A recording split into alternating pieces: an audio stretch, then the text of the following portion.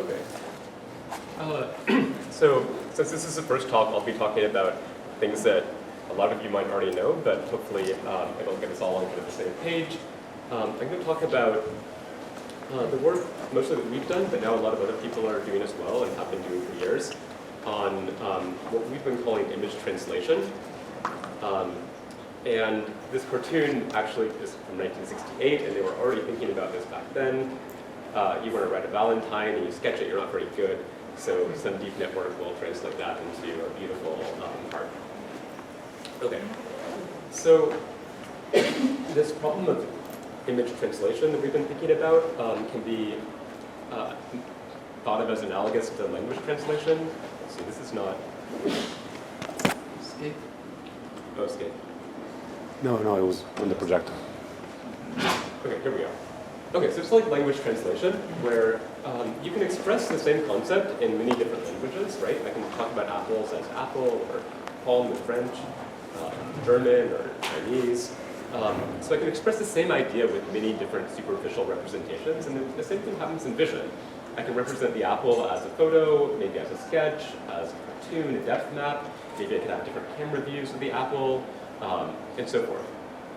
And so it's useful to be able to translate between these different kind of visual representations because I might have tools. Each representation might have its own useful properties. I might have tools that work on a depth map, and I only have RGB images, so if I have all these arrows in this graph, I can translate between representations into the representation that will be most useful for my current tools. And many of the problems that we're familiar with in vision and graphics can be thought of as kind of image-to-image translation. Something even as classic as object labeling. You can think of that as taking one input image and predicting an output image. In this case, the output image is just this kind of color map of what class each object, each pixel belongs to. Edge detection, there's an image in, an image out. It's a different representation of the scene. It depicts the same content, but with a different representation. In graphics, this happens all the time, and a lot of this tutorial, I think, will be on graphics. Changing the season, doing style transfer, and we see a lot of really cool applications, and you'll see more today. So the setting that I'll first talk about is what we can call paired image translation, also sometimes called supervised image-to-image regression. So the setting is that I have an input image, like the black and white image, and I want to predict something like the colors on the output. So I'm trying to translate black and white to color. And these methods, the classical kind of theory for these methods is empirical risk minimization. And so the equation is there. What we're doing is we're trying to find a mapping F that will minimize, and the mapping is going to be a neural network for the most part. We're going to try to find a mapping that will minimize some objective or minimize some loss function L. So we have these two key pieces. We want to minimize that in expectation over all of our training data pairs. So the reason why we can do this is because we have a million labeled examples, right? We have a million examples of input-output pairs, so we can learn how to perform the mapping from input to output based on those examples. That's just because you can download any number of photos from the internet. This is ImageNet. You can break them into black and white color channels. So a lot of times we focus on the mapping F, how the neural network should translate from black and white to color. But what motivated a lot of this work was thinking more about the loss function of the objective, which is also critically important. And I'll be kind of bringing that theme throughout this talk. Okay, and the loss function says, what is even our goal? What would a good result look like? And it's important that loss function be complex in structure, as we'll see.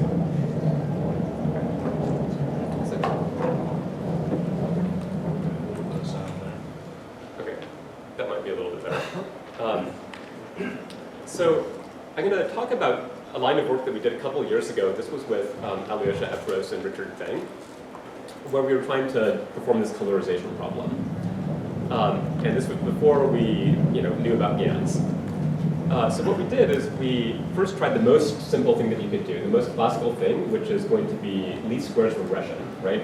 Whenever I want to learn a mapping from x to y, the first thing you can try is least squares regression. So the loss function for least squares regression is down there, just a squared error between the outputs and the ground truth. And if you do that, unfortunately, the result looks like this kind of grayish bird. And the actual bird is nice and colorful as this yellow bird. So that was a bit confusing at the time, but we looked into it, and the way you can understand it is if I want to predict what color the plumage of this bird is, well, it might be equally likely to be a blue bird or a red bird, and the minimizer of the least squares objective is to predict the mean of all possible colorizations. If there's multiple possibilities, it will predict the mean, and the mean is going to be gray. Okay, so that's regression to the mean, pretty well known theory behind this. So we thought, okay, fine, we'll design a loss function that tries not to predict the mean, that explicitly encourages you to make colorful birds. And we can do that. We can hand engineer that, and we got Richard to work and got this nice blue bird. It wasn't the yellow bird, but it was great. It looked really good. Okay, so then we thought, we'll try it on a simple image. It worked on the birds. Those are really kind of crazy hard images. This must be much easier. And this is what it gave us. So it kind of scribbles blue in the corners and adds a lot of yellow. We put this online, and people were complaining that all of their natural photos had all this yellow scribbling all over it. It worked on the bird, but not on this image, because we told it on the bird, make the image colorful. The loss function, or the objective, was not appropriate for this image, which is not colorful. And you can think of this like the story of King Midas. You have to be careful what you wish for. King Midas wished that everything he touches turns to gold, and of course then he couldn't eat. He starved to death because he touched food and it turned to gold. So be careful what you wish for. The loss function is how we tell our neural networks what we wish for them to do. Designing good losses is hard. Designing good rewards and reinforcement learning is hard. Designing good incentives in economics is hard, and in politics is hard, and policy. It's the same thing here. Designing good losses for just image generation is also hard. Okay, we could do the simple thing, least squares regression, and in all these classic problems, people have tried that, and it often doesn't quite solve the problem. If you do least squares regression on predicting super resolution, you end up making blurry results because you are averaging over a lot of possible high-frequency images. Averaging over many possible high-frequency images is a blurring filter. Okay, you can hand design, or you can come up with clever engineering to encourage your results to be colorful or sharp, but it takes a lot of work. So really what we would like in these problems is something that's more universal, something that just says, I want the output to look good, right? We can do that because we did this ourselves. We went on Mechanical Turk and we had users rate, does the output look real or fake? We as researchers were looking, is there any artifact, is it correct or incorrect? Okay, so we did that, but can you automate it? And it turns out this is where we turn to GANs. Well, we have a bunch of real photos, and we have a bunch of generated photos. We can train another network to discriminate between the real and the fake photos. It turns out that generative adversarial networks were a perfect candidate for that, and they had come out, a little bit before this from Ian and colleagues.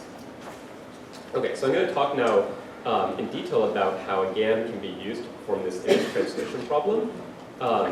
And I'm going to be focusing on this conditional setting where we have an image in and an image predicted out. Of course, you might be familiar with the even more common setting of just using GANs to make up images from scratch. But I want to emphasize in this talk the uses of GANs for these structured prediction problems, taking one piece of data and predicting something else about it, which I think is really the most common usage. Okay, so here's how it works. We're going to be trying to map for example, a black and white image to predict the colors. So we have an input image X. We predict the output G of X. G is called the generator. So just if you're familiar, in unconditional GANs, X would be random noise Z. Here, X is just some data we want to make a prediction about. Okay, and we want to do that mapping in such a way that another neural network, D, the discriminator, cannot tell whether the output is a real color photo or a fake color photo. Okay, so G tries to synthesize fake colorizations that look real according to the discriminator, and the discriminator tries to find any possible artifact, anything that would give away that this is not a realistic image. And they play this arms race, and G gets better and better and better until it can fool D. So the objective is in expectation over all of our training examples. Remember, we still have a million training examples. That's the only way we're making any progress here. We want to make it so that when the output is generated by our model, it will receive a high score of being fake.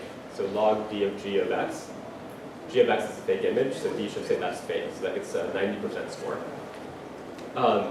When we have a real image, the real colors are these green bottles down here. We want to say the output is a real image.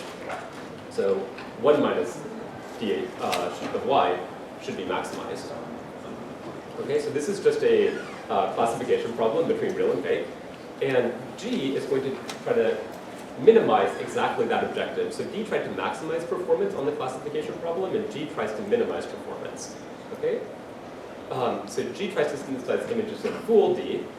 We can backprop the errors from D. So D says this looks fake, so we will try to correct the parameters of G to move in the direction that makes it look more real. And we end up getting a photo that looks more real. But we don't want to just fool any D, we want to fool the best possible D, and that gives us this mini-max gain of the adversarial network. Okay, so this is basically the GAN equation. We're going to try to find the best synthesized image that fools the best possible discriminator. At equilibrium, you can show that this will actually do the right thing. It will model the conditional distribution of the outputs given the inputs. Okay.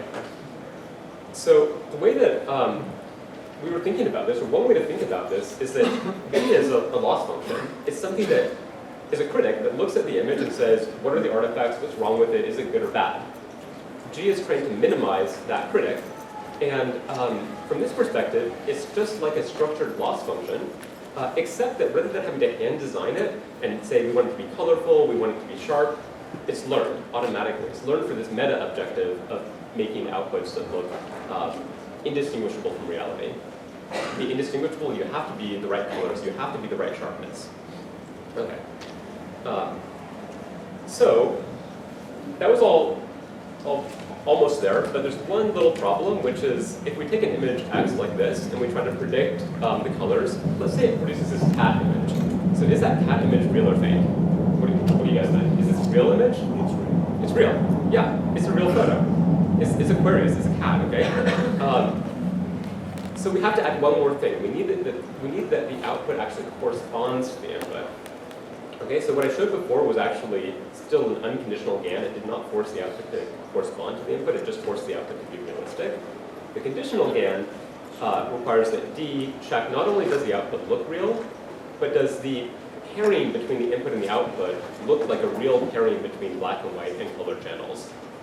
Okay, so we can just let D observe the input and the output, and now it can check. I've never seen a color photo that has color channel of a cat and black and white channel of bottles. So this must be a fake pair. I can update my parameters of G and make something that looks more real, fools the discriminator, and I solve the problem. Okay. So that's our conditional GAN formulation that is used all over the place in these graphics and vision applications for predicting images or synthesizing images. Okay, so I motivated this as this is a way to learn a kind of powerful loss function that can model more than just what L2 least squares regression would do. But it turns out that least squares regression is really well behaved, and it's not a bad idea to mix that into the objective just to make everything a bit easier. So you can do that. What tends to work pretty well in practice is to take your GAN, image-to-image objective, but also add a little bit of your traditional least squares loss, or in this case it's an L1 loss, so least absolute deviation loss. Okay, so this kind of loss function is one that is much more classical. You predict an image and you measure the distance between the output and the ground truth, and you want to minimize that distance in an L1 sense. Okay. So this often makes, GANs are notoriously hard to train and unstable. This usually makes them more stable, easier to train, because it's well behaved. It doesn't have any kind of adversarial minimax aspect to it. Okay, Stabler converges more quickly. Okay, so we can do that, and that can solve problems like predicting colors from black and white images. But nothing that I told you so far was specific to color in black and white. We can, that might be better. Okay, we can use this for any kind of image-to-image regression problem. So we tried a whole bunch of them. You'll see many more examples, I think, here and later today. So one other example is we just can download a bunch of Google Maps images and try to regress onto the satellite photos. You get results like that. So not too far off from the actual truth. But nothing was specific to, okay, better, yeah. Is this good? Okay. Nothing was specific to, the direction that we went from maps to photos. We could go from photos to maps. And traditionally, we might have a very different objective formulation for predicting something that looks more like labels. We might do classification or some kind of structured prediction. But in this case, because we have a neural net that's learning what structure is relevant to the problem, it can handle both directions pretty well. Okay, so one more fun one I'll show you is what if we try to synthesize a photo from a sketch? Well, we need to have paired data, right? We need to have a lot of examples of sketches and a lot of examples of the corresponding photo. So we'll just hallucinate that with an edge detector. So we take a bunch of shoes, we detect edges, and we say that looks kind of like a human sketch. So let's see if it works. Okay, great, we can translate edge-detected sketch to a photo. But that's not really what we wanted. Really what we wanted is to translate a human-drawn sketch to a photo. We have to hallucinate this data, but the interesting thing, the amazing thing about all of these deep learning methods, all the neural nets, is they generalize remarkably well. In this case, we were quite surprised. We put in a human-drawn sketch, and it actually made this photo that looks pretty okay. A little bit fake, but it's never seen a human-drawn sketch, and yet it generalized to producing this image. Because that's a remarkable property of these networks, that they generalize better than at least I expected. So a lot of the kind of magic that we'll see in translating horses to zebra and sketches to cats, we don't really understand it. It wasn't really trained directly to do that. And of course, the most fun application in my mind, there's been so many cool things people have done, but this is still probably my favorite. So Chris has said, wait, why were you doing shoes? That was silly. Obviously, you should do cats. So he detected edges of cats, trained the algorithm, and then, and this I think is still running online, hopefully. You can sketch a cat and then predict what it would look like if it were a photo. But people went really crazy. And this is really showing the generalization, which is still a mystery to me. It's never seen a love cat, right? That's not really what cats look like. And yet it found a way to force the cat appearance into that shape. Okay, so these are a little bit magic and not fully understood. Okay, but let's try to understand them a little bit more. So what I want to do now is talk about how we can view this as structured prediction, which is not a new idea. We've been doing structured prediction for many years. And so I'm going to start by saying the way I like to think about a lot of these learning problems is by factoring them into three components. Well, we have the data input, and we have an algorithm as the output, right? So data comes in, and a function that maps from input to output comes out. So we have the objective function, that tells us what should you do, right? We have the hypothesis space, that is a set of possible mappings, so that would be the neural net architecture, for example. We're going to consider all linear functions. We're going to consider all CNNs of this all parameterizations of this architecture. And then we have an optimizer, how we're going to search the hypothesis space to find the best hypothesis that maximizes our objective.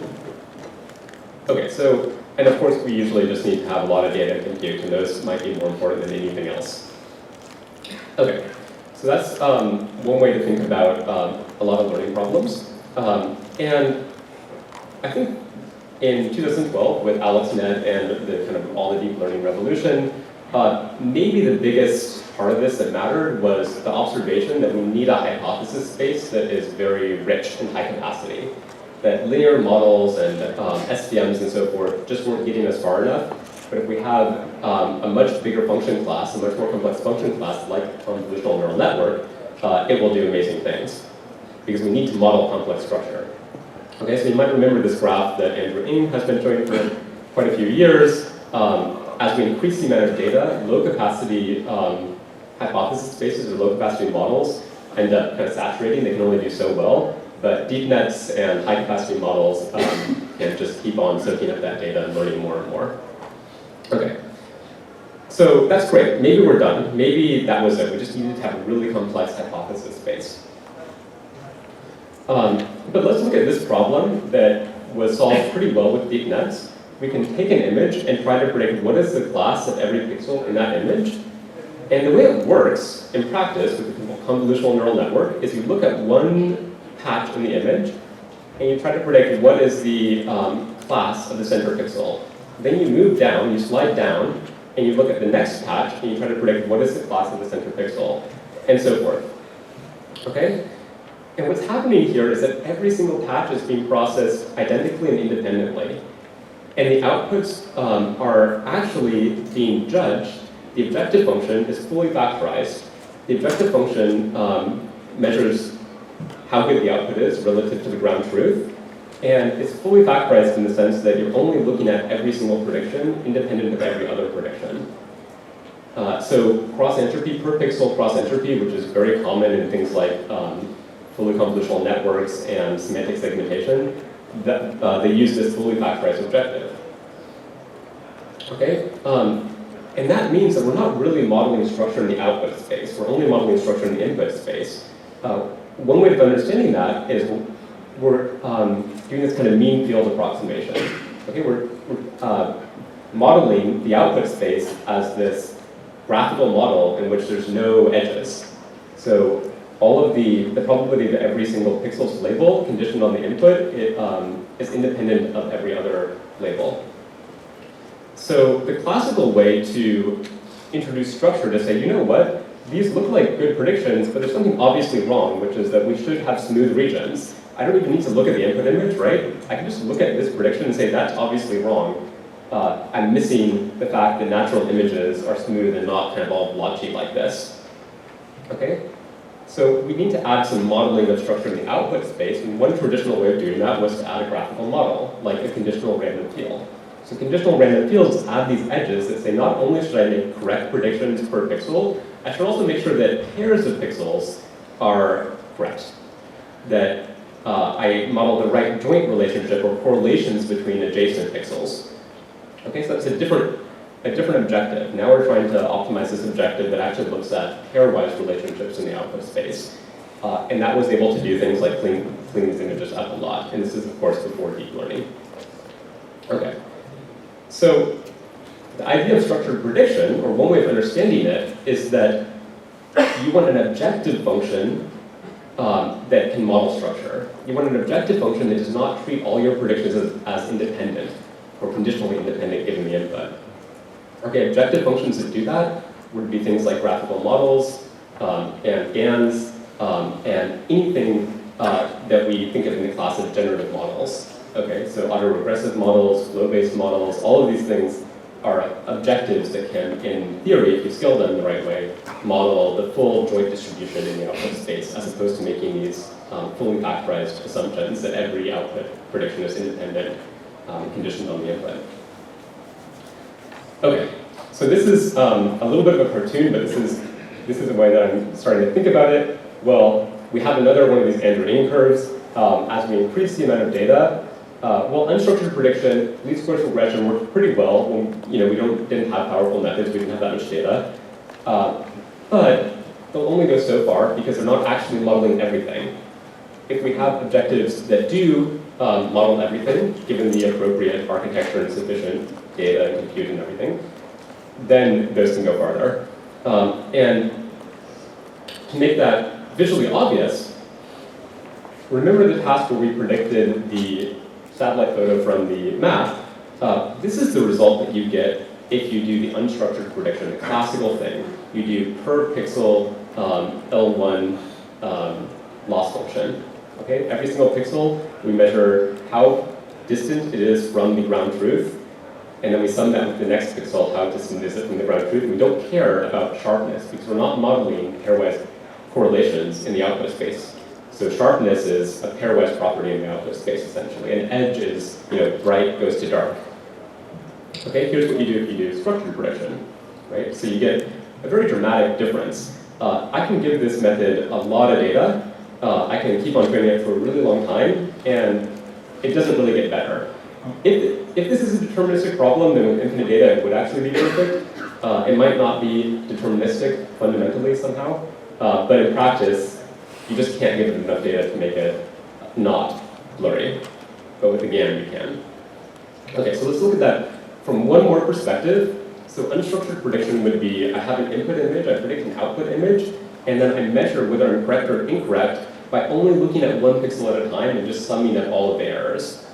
Structured would be, I have an input, I predict an output, and then I look at the joint configuration of all of the outputs and ask, does it have correct structure or not? Okay? So the GAN is one example of that. We have a discriminator network, and the GAN is powerful because D is learned. I didn't have to hand construct that. I could have hand constructed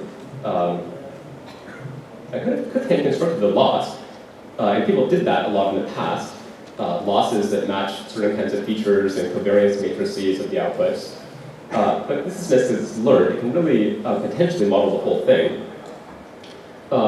And there's a lot of other models actually in this family. So I think GANs are really interesting for these structured prediction problems, but so are essentially any generative model, because that's kind of the point of generative models, model the joint distribution of some high-dimensional output. Okay?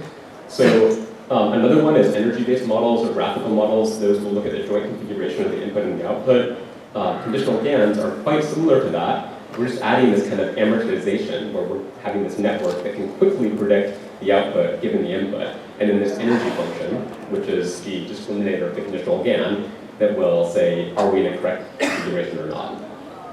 Okay. So that's one way of understanding why these methods can do that as opposed to this. Okay. But what I'm saying is only true if we have a sufficiently high capacity discriminator, if we have a sufficiently high capacity energy function. Okay? And in practice, we might not. So in practice, what we commonly do in these image translation networks like pix-to-pix is we have this discriminator that only looks at every patch of the output and asks, is the patch a real patch or a fake patch? It doesn't actually look at the whole image. Okay, so we slide this discriminator across and it says for each patch, is it a real patch or a fake patch? Okay, so let's look at what happens as we increase the receptive field size of the discriminator. If we just look at a single pixel at a time, we're back in something that's kind of like unstructured prediction. We're not modeling the joint configuration of adjacent pixels for features and patches. And as a result, you get a blurry image. If we make the discriminator a little bit bigger, now it can model structure in 16 by 16 patches. So it looks at every 16 by 16 patches and says, is it real or fake? But notice that it doesn't model structure at a stride of more than 16. So why do you get those stippling artifacts at the bottom? It turns out those are about 16 pixels apart. It has no awareness that there's anything wrong because it only can look at 16 pixels at a time. We make the discriminator a bit bigger. Now it has this repetitive artifacts at about 70 pixel width, but it turned out that for the most part that could make nice looking results and this was a happy medium. If you make the discriminator too big, it actually gets worse, and it doesn't have to get worse, but one reason it might get worse is you have more parameters and you don't have more data. Okay, so if you have too many parameters and too little data, then eventually you'll start overfitting or underfitting. Well, okay, in this case you'll be overfitting if it's too many parameters. And it'll just be harder to optimize, it'll be more expensive. So you want to have a simple model if you can get good results with a simple model. Okay, so that motivates using a patch discriminator that is at a sufficiently large size to model the structure we care about, but not necessarily any bigger than that. Okay, so we want to keep it kind of small so that it can be faster and fewer parameters than a full image discriminator, and also have relatively more data, more patches, compared to the number of images, and fewer parameters compared to full image discriminator. So you get a statistical advantage by doing that. Okay. Okay, so the story of pix-to-pix that I want to leave you with here, and then we'll talk about the unpaired translation next, is that, and this is meant to be a little bit provocative and not completely true, but just for fun, is that a structured objective is all you need. You know, to have an objective function that can model complex dependencies and structure in the output that can really tell you are you correct or incorrect, and then the rest is fairly mechanical. The rest we know what to do. All the other considerations, the data, the compute, the hypothesis space, the optimizer, those can be scaled, right? We know that we want more data. We know we want more compute. We know we want better optimization, or in general we do. And we know we want the hypothesis space that is maximally expressive. And the objective function is the layer at which we describe what our actual intent is. And that's the only thing where I don't think it's obvious how to scale that. It depends on what you actually want. Okay. And this idea, of course, goes way back. A lot of people thought about hierarchies like this. One is David Marr's 3-layer hierarchy, and the objective function is essentially the Marr layer 1, the computational level of analysis. It's where you state the problem and what your goals are. Okay. Okay, so now I'm going to talk a little bit about unpaired translation. So paired translation was the setting where I talked about we have data pairs, input-output examples. We can learn the mapping from inputs to outputs because we know what the correct output is, and we can draw the prediction to be near the correct output. That allows us to solve the problems I showed. But maybe even more commonly, we don't have input-output pairs. Those are expensive to collect. Maybe they don't even exist. Maybe we have a bunch of photos of horses and a bunch of photos of zebras, but we don't have the horses in the exact same pose as the zebras. So nonetheless, as a human, you can reason about the stylistic differences between horses and zebras. I can see a bunch of horses, a bunch of zebras. I can reason about what is different. Oh, it's the stripes that's different. And then I can think about and imagine what the mapping would be between them. And it turns out that we can do the same. Because we don't have the pairing, we can't measure error in the output space, but what you can do is simply translate from horses to zebras, then translate back and measure error in the input space. Okay, and this is the idea that we call cycle consistency. We want to map from horses to zebras and map back such that we arrive where we started. Okay, and that allows us to do these examples like translating horses to zebras. Okay, I'm going to go through this in a little bit more detail in the next couple slides, but that's the summary. So this is cycle GAN. Also, dual GAN and disco GAN were simultaneous inventions of that idea. And you have two sets of images, and you can map from the first domain, horses, to the second domain, such that an adversarial discriminator cannot tell whether the output is a real zebra or a fake zebra.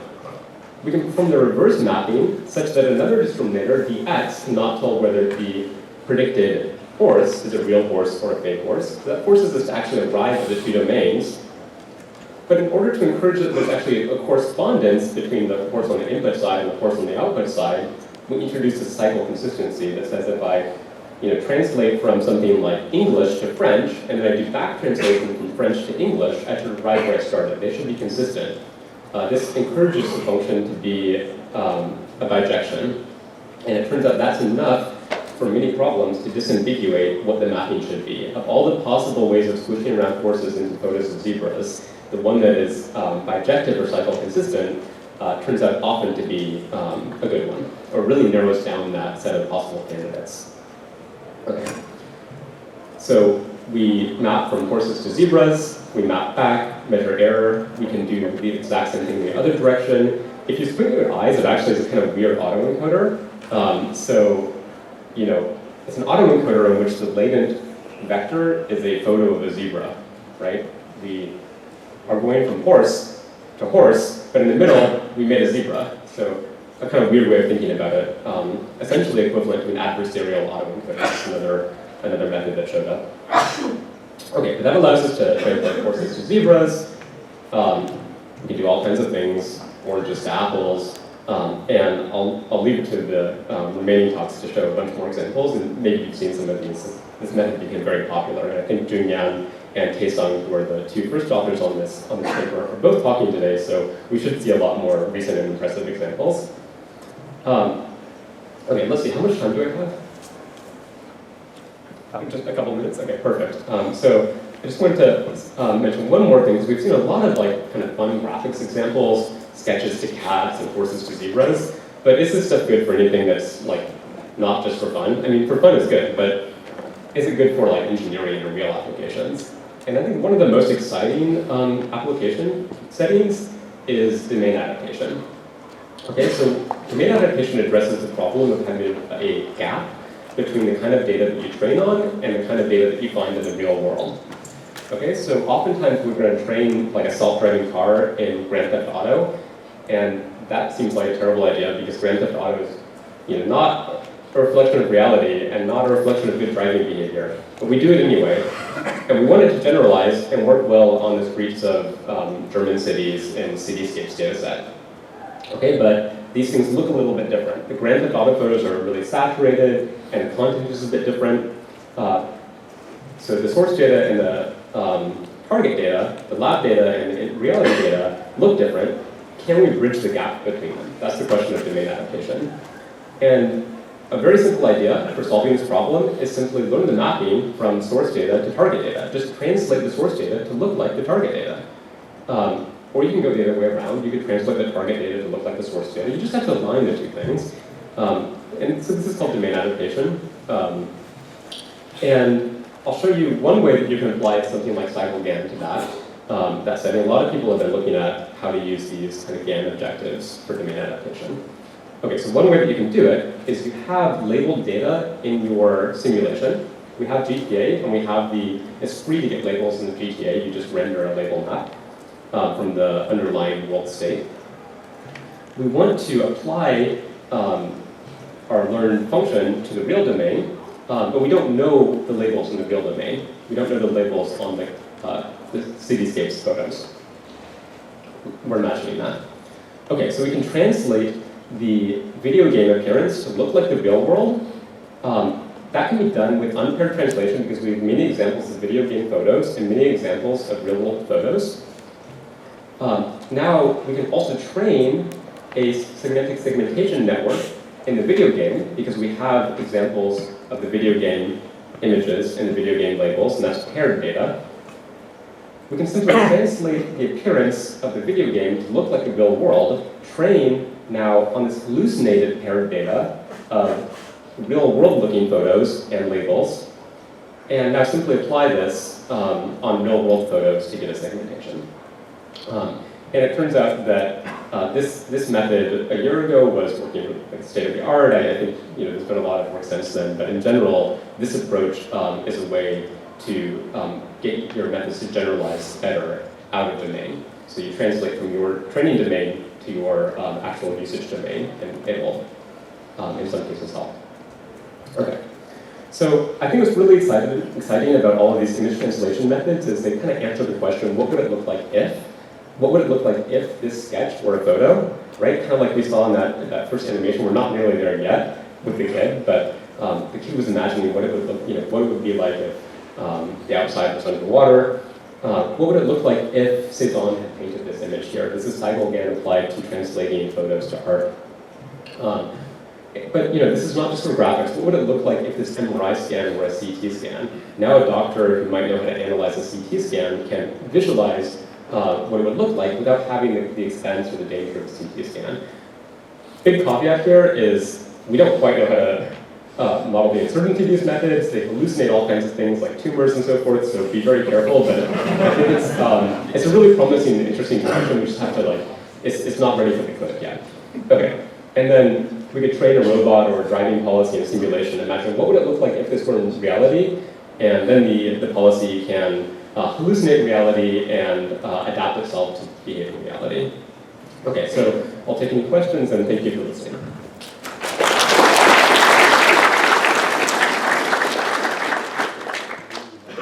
Or actually, yeah, do we have time for? Why don't we switch on? Yeah. So maybe this has already been done, but in that example with the building with the different strides, you said that some strides were better than others. Did you try combining the different strides, like 16 by 16 with larger ones? So we only, in the original work, we only tried those like 16, I think there was like 34 or something, 70. But since then, people have tried multi-scale methods and combining averaging across different strides. I think those work better. Yeah. Hey, you mentioned the cycle example experiments between the shapes and the horses. Do you know works that discuss about the adaptation of the cycle GAN to partial correspondence, for example? Partial Because correspondence, basically when you transfer, you miss the data after you, let's say you have a frame horse and a partial zebra. So after one correspondence, you lose some of that schematic rejection. Summarize the question. What's that? Summarize the question. Summarize the question? Okay, so, yeah, the summary of the question is, can you use cycle GAN when you only have a partial correspondence? Like maybe just the front side of the horse, but the back side of the horse is a centaur or something that's a different, it looks different. So I think that's related to the setting where you don't actually have a full bijection, but you have something like a many-to-one mapping. And people have definitely looked at extending these methods to that setting, but I can't think of the papers off the, just right now. But yeah, I think it's a really interesting setting. We're basically assuming in these methods a one-to-one correspondence. They work even when you don't have that exactly, but the motivation was one-to-one, and extending it to many-to-one or partial correspondence would be really interesting. I think people are working on that.